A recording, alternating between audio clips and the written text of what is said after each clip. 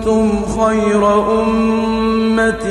أخرجت للناس تأمرون بالمعروف وتنهون عن المنكر وتؤمنون بالله. الأنبياء والمرسلين نبينا محمد وآله وصحبه أجمعين. اما بعد، عبادت گزاری کے جزاک اللہ خیر. بسم اللہ.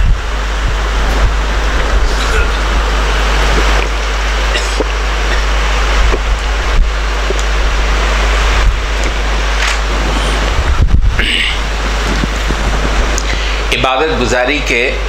مختلف رنگ ہوتے ہیں، مختلف ماڈل ہوتے ہیں. کہتے ہیں کہ حضرت حسین رضی اللہ عنہ کو نبی صلی اللہ علیہ وسلم کے نواسے ہیں اور امت کے بہت اعلیٰ اولیاء صالحین میں سے ایک ہیں، صحابی ہیں. کہتے ہیں حضرت حسین کو جو قتل کرنے والے تھے، ظالمانہ قتل، ان میں سے کئی سارے ایسے لوگ تھے کہ جن کو ان کی نماز اگر کہیں جماعت سے لیٹ ہو جاتی تھی تو ان کو بہت فکر ہو جاتی تھی. یہ بھی عبادت گزاری کا ایک رنگ ہے کہ ظالموں کے ساتھ کھڑے ہونا ہے، ظلم کرنا ہے، باہر جو ہے فساد کی جتنی قوتیں ہیں ان کا ساتھی بننا ہے، مسجد میں اگلی صف میں،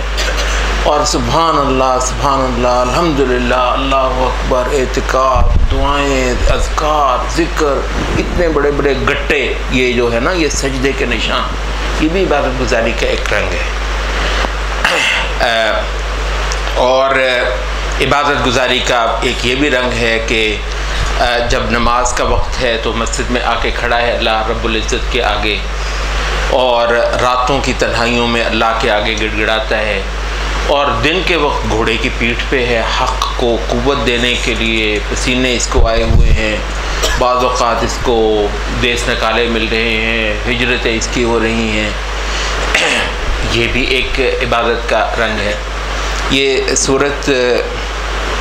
آل عمران جہاں ختم ہوتی ہے، کبھی اللہ نے موقع دیا تو انشاءاللہ وہ جو آخری رکوع ہے نا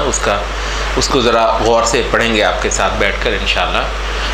ہم نے یہ شروع کیا تھا، لیکن یہ کہ سورت نور کا ایک رکوع یہی 2-3 دن ہمارے لے جائے گا. پھر 1-2 اور بھی قرآن مجید کے مقامات ہیں. ہماری خواہش تھی کہ آپ کے ساتھ پڑھ لیں، شاید زیادہ وقت نہ لے، لیکن انشاءاللہ اللہ نے زندگی رکھی، آپ کے ساتھ آتے جاتے رہنا ہی ہے، تو انشاءاللہ آپ کے ساتھ پڑھیں گے. اس میں بہت ہی خوبصورت رنگ میں ایک اللہ تعالیٰ نے ایک جو ہے نا ایک نقشہ کھینچا ہے. وہ رکوع کے شروع میں اللہ تعالیٰ فرماتا ہے کہ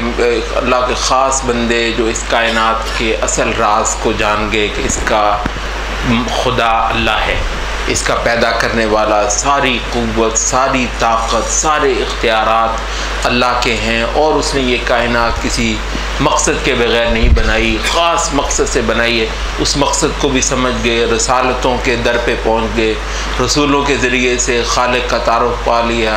اب ان کو ہدایت مل گئی. اب یہ ہاتھ لگے ہوئے ہاتھ اٹھا کے اللہ تعالیٰ سے گریہ زاری کرنے کہ یا اللہ ہمارے ایمان کو قبول کر. اور ہم نے تو ایک منادی کرنے والے کو سنا، وہ کہتا پھر رہا ہے کہ تمہارے مالک پر ایمان لانے کی میں دعوت دے رہا ہوں. خدایا ہم نے اس منادی کی دعوت کو سنا اور اس پہ یقین کر کے اب تیرے در پر آ کھڑے ہوئے ہیں، تو اے اللہ ہمارے گناہوں کو معاف کر دے، ہماری کوتاہیوں کو معاف کر دے، ہمارے نیک اعمال کو قبول کر، اور اے اللہ رسولوں کی زبان پر جو تو نے وعدے فرمائے ہیں اب تو وہ ہمیں دے دے. اچھا، یہ ان کی جو ہے نا مناجات بڑی خوبصورت اللہ تعالیٰ نے ذکر فرمائی ہے سورت آل عمران کے اس آخری رکوع کے نا شروع کے حصے میں. اچھا، اس کے بعد اگلی آیت میں اللہ تعالیٰ فرماتا ہے فاستجاب لهم ربهم، تو اللہ نے ان کی قبول کر لی، ان کی یہ گریہ زاری، ان کی یہ دعائیں. یہ ہم بھی آج کل بیٹھے ہوتے ہیں بالکل کونوں میں، گوشوں میں ہاتھ اٹھا کر یا اللہ بخش دے، یا اللہ معاف کر دے. اچھا، یہ اس طرح کی دعائیں سورت آل عمران کے اس رکوع میں ذکر ہوئی ہیں.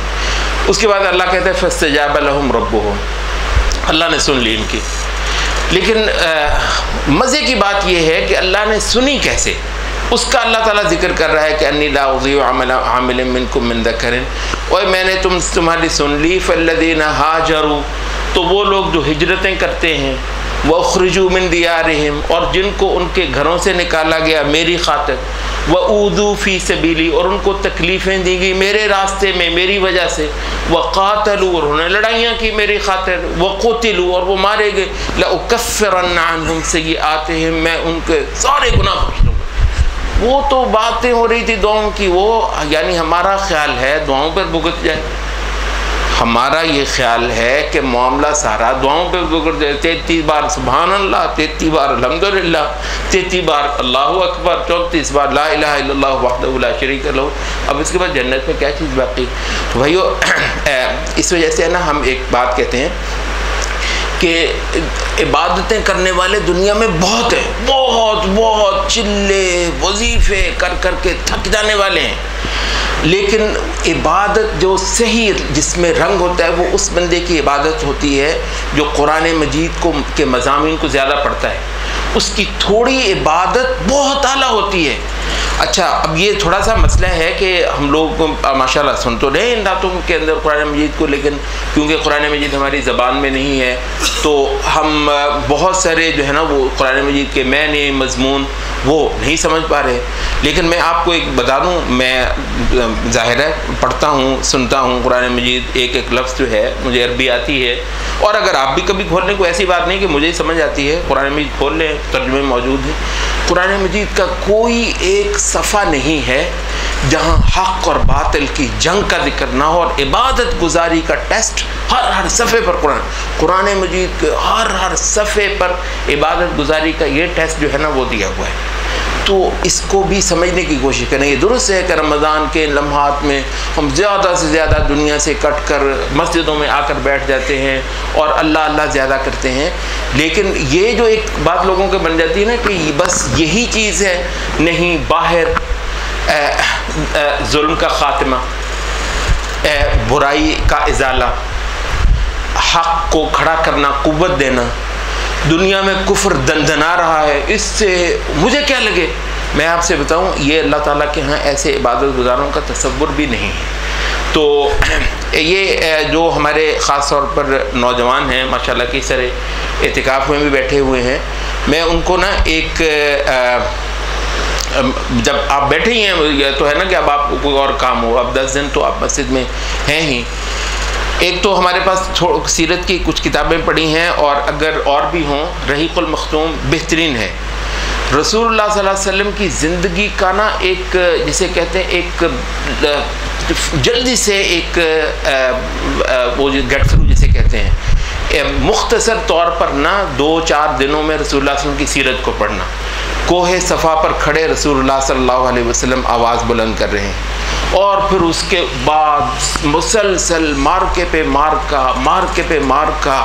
اور وہ کشمکش اسلام اور کفر کی، شرک اور توحید کی، اور اس کے اندر امتحان اور آزمائشیں ہو رہی ہیں اللہ والوں کی۔ اللہ والے کون ہوتے ہیں؟ اللہ کرنے والے، یا یہ لوگ جو میدانوں میں کھڑے ہوتے ہیں؟ اچھا، تو اس میں نا اب یہ جو نوجوان ہیں میں ان سے کروں گا کوشش کریں کہ ضرور اعتکاف میں بیٹھے بیٹھے رسول اللہ صلی اللہ علیہ وسلم کی اس وقت سے جب آپ نے کوہ صفا پہ کھڑے ہو کے قوم کو دعوت دی تھی، اور اس کے بعد پھر وہ موصلہ چل نکلا، اور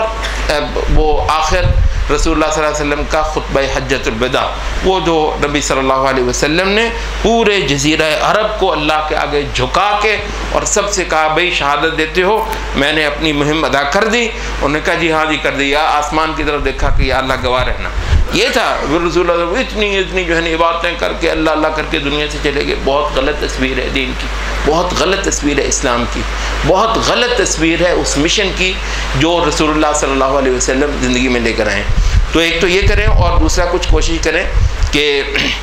میں یہاں پہ ہوں آپ لوگوں کے ساتھ، تو تھوڑا سا نا دن کے اندر کوئی 10 بجے 11 بجے تھوڑا سا بیٹھ جایا کریں، جو جس کو موقع ہو، ٹھیک ہے کسی بندے کی زیادہ طبیعت نہیں بنتی نہ بیٹھے، لیکن یہ ہے کہ مثلا سورۃ نوح کھول لیں، صرف سورۃ نوح تفہیم القرآن اٹھا لیں اور اس کا سلیس ترجمہ پڑھ لیں، آپ کو پتہ چل جائے گا کہ دین کیا ہے، عبادت کیا ہے، بندگی کیا ہے، زندگی کا مقصد کیا ہے، اور انبیاء دنیا میں کر کے کیا گئے ہیں۔ تو اس وجہ سے جو قرآن پڑھنے والے ہیں دو چیزیں ہیں، قرآن کو کہ موٹے موٹے مضمون پڑھ کے اس سے جو عبادت میں جو اصل اللہ کو مطلوب رنگ آتا ہے، اور دوسرا رسول اللہ صلی اللہ علیہ وسلم کی سیرت پڑھ کے۔ یہ وجہ ہے کہ عبداللہ ابن مسعود رضی اللہ عنہ کہا کرتے تھے اپنے خطبوں میں، کہتے کہ ما ہوا الا کلام و حدیث، کہتے دیکھو دو ہی چیزیں ہیں، ایک ہے کلام اور ایک ہے حدیث، طریقہ۔ اما الکلام فخیر الکلام کلام اللہ، جہاں تک کلام کی بات ہے کہ تم کو ایک کلام بتایا جائے تو وہ سب سے اعلیٰ کلام اللہ کا ہے، اس کے اندر ڈھونڈو ہدایت پوری صحیح آپ کو نظر آ جائے گی۔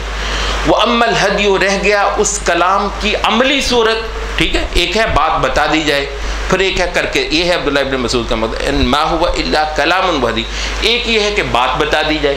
اور دوسرا ہے کہ پھر اس بات کو عملاً کر کے دکھا دیا جائے، یہی ہے نا، اور تو کچھ نہیں ہے، بات بتا دی جائے اور اس بات کو عملاً پھر کر کے دکھا دیا جائے۔ جو بات بتا دی جائے وہ اللہ کی بات ہے، ہم کلام خیر الکلام کلام اللہ، اس میں دیکھ لو پڑھ لو تصویر آپ کو نظر آ جائے گی زندگی کے مقصد۔ وہ اما الہدی، رہا اس کی عملی صورت، عملی نمونہ کر کے دکھا دیں، فخیر الہدی ہدی محمد صلی اللہ علیہ وسلم، تو سب سے اعلیٰ عملی نمونہ زندگی کا وہ محمد صلی اللہ علیہ وسلم کا، تو اس کے اندر ہدایت۔ تو وہ لوگ جو اصل یہ اس چیز کو پڑھ لیتے ہیں نا، سمجھ لیتے ہیں اور کوشش کرتے ہیں کہ انشاءاللہ ان کی پوری زندگی اس ہدایت پر، اس عبادت پر آ جائے۔ میں آپ کو بتاؤں ان کی بہت لمبی نمازیں نہ بھی ہونا،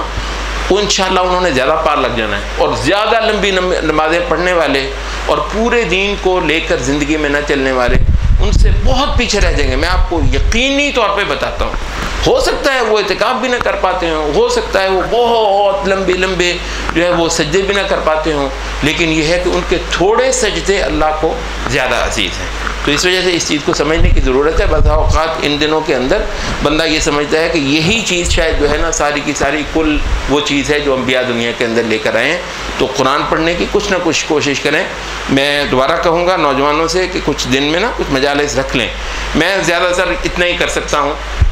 جو ہر نماز کے بعد صرف آپ کو صرف مغرب کے بعد نہیں میں کرتا، باقی تو ہر نماز کے بعد ہی کرتا ہوں، لیکن چیزیں کچھ اتنی ہیں کہ دن میں نا کوئی 10-11 بجے تھوڑا سا بیٹھ جایا کریں۔ میں آپ کو قرآن مجید کے کچھ مقامات نکال کر دوں گا،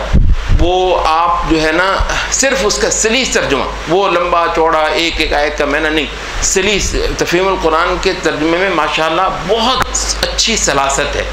تو وہ نکالیں اور پڑھتے چلے جائیں، آپ کو تھوڑا سا پتہ چل جائے گا کہ قرآن کا جو بنیادی پیغام ہے وہ کیا ہے۔ اور رحیق المختوم، بھائی اگر کسی کے پاس کچھ اور زیادہ ہے نا نسخے، کسی کے گھر میں رحیق المختوم پڑی ہے تو برائے مہربانی مسجد میں رکھ دیں، ہمارے کے بہت سارے نوجوان ہیں، میں چاہتا ہوں کہ وہ اس کے کچھ حصے، سارے نہ صحیح، میں کچھ حصے ان کو مارک کر کے دوں گا، مجلس میں بیٹھیں اور ایک بندہ پڑھے اور باقی سنیں، یا پھر باری باری پڑھیں، انشاءاللہ آپ دیکھیں گے اعتکاف کے آخر تک آپ کے رنگ ڈھنگ انشاءاللہ بدلے ہوئے ہوں گے۔ سبحانک اللہم و بحمدک۔